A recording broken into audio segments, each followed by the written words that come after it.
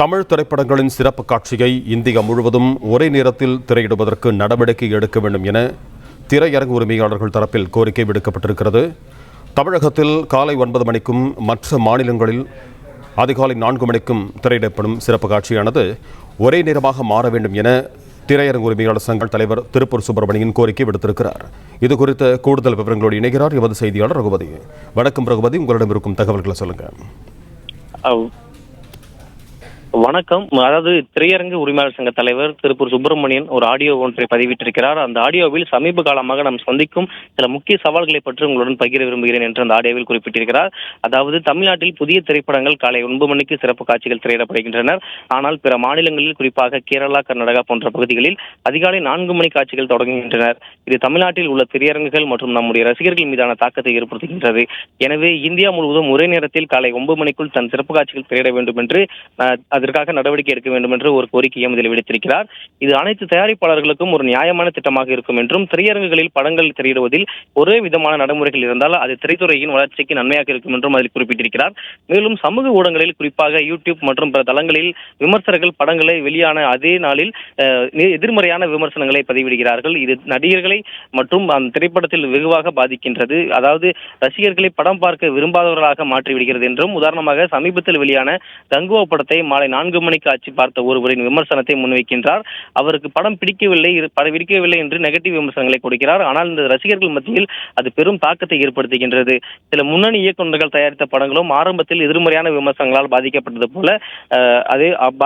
போல அதேபோல் தோன்றும். ஆனால் அதன் பிறகு படம் பார்த்த ரசிகர்களின் விமர்சனங்கள் தொடர்ந்து வருவதால் அந்த படம் வெற்றியாக மாறும் என்று அதில் குறிப்பிட்டிருக்கிறார். பின்னர் மாபெரும் வெற்றிகளாக மாறின படங்களும் என்னால் சொல்ல முடியும் என்று கூறியிருக்கிறார்.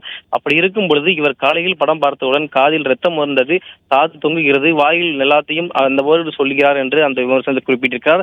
இவர்களுக்கு திரை நடிகர்கள் பிடிக்காமலும் போலாம், பிடிக்கவும் செய்யலாம் என்றும், உண்மையிலே இந்த வருடம் மிகப்பெரிய பாதிப்பை திரைத்துறையை சார்ந்தவர்கள், தயாரிப்பாளர்கள், விநியோகஸ்தர்கள், திரைப்பட உரிமையாளர்கள் சந்தித்திருக்கிறார்கள். குறிப்பாக இந்தியன் 2, வேட்டையன், இன்றைக்கு ஓடிக்கொண்டிருக்கக்கூடிய கங்குவா படம் போன்றவற்றை விமர்சனங்கள் ரீதியாகவும் வசூல் ரீதியாகவும் பாதிக்கப்பட்டதற்கு இந்த முக்கியமான இந்த நெகட்டிவ் விமர்சனங்கள் தான் காரணம் என்று கூறியிருக்கிறார். திரையரங்கு உள்ளே நின்று கொண்டு சில ரசிகர்களை வைத்துக் கொண்டு உருவாக்குகிறார்கள். இந்த நெகட்டிவான கமெண்ட்களை சொல்லக்கூடிய அந்த விமர்சகர்களை வைத்துக் கொண்டிருக்கிறார்கள் எனவும், அதுபோல இயக்குநர்களையும் திரை பிரபலங்களையும் பேசும் விதம் மிகவும் கீழ்த்தரமாக இருக்கிறது என்றும் அதில் குறிப்பிட்டிருக்கிறார். அதே போல இங்க இருக்கக்கூடிய விமர்சகர்கள் நடிகர்களை பற்றி ஒவ்வொருவரையும் படத்தை பற்றியும் விமர்சித்து வருகின்றார்கள். ஒவ்வொரு திரைப்படம் எடுப்பதற்கும் கோடிக்கணக்கில் செலவழித்து எடுக்கப்படுகிறது. சினிமா தொழில் இன்று வரை கஷ்டத்தில் இருக்கின்றது என்றும் தெரிய வருகிறது எனவும் அதில் குறிப்பிட்டிருக்கிறார். திரைப்பட தயாரிப்பாளர்கள் கோடிக்கணக்கில் செலவழித்து திரைப்படங்களை உருவாக்குகிறார்கள். ஆனால் சில விமர்சகர்கள் சினிமா துறையில் உள்ளவர்களை கீழ்த்தரமாக விமர்சித்து இது திரைத்துறையில் ஈடுபட்டிருக்கும் அனைவருக்கும் மன உளைச்சல் மற்றும் பொருளாதார இழப்பை ஏற்படுத்துகிறது என்றும் அந்த திருப்பூர் சுப்பிரமணியன் அந்த ஆடியோ ஒன்றில் தெரிவித்திருக்கிறார். எனவே நம் திரைப்பட தொழில்துறையின் நலனுக்காக விமர்சகர்கள் அதிக எச்சரிக்கையுடன் மற்றும் பொறுப்புடனும் அவர்களுடைய விமர்சனங்களை வெளியிட வேண்டும் என்றும் கேட்டுக்கொள்கிறேன் என்றும், சமூக ஊடகங்களுக்கு கண்டிப்பாக இது ஒரு தரப்பு தவறாக தாக்கும் விமர்சனங்களை தவிர்க்க வேண்டும் என்றும் அதில் குறிப்பிட்டிருக்கிறார். இந்த விஷயத்தில் அனைவரும் ஒன்று கூடி துரிதமாக நடவடிக்கை எடுத்து நம் தமிழ் திரையுலகத்தை பாதுகாக்க நம் வளர்ச்சிக்கும் உதவ வேண்டும் என்று அந்த ஆடியோ ஒன்றில் குறிப்பிட்டிருக்கிறார்.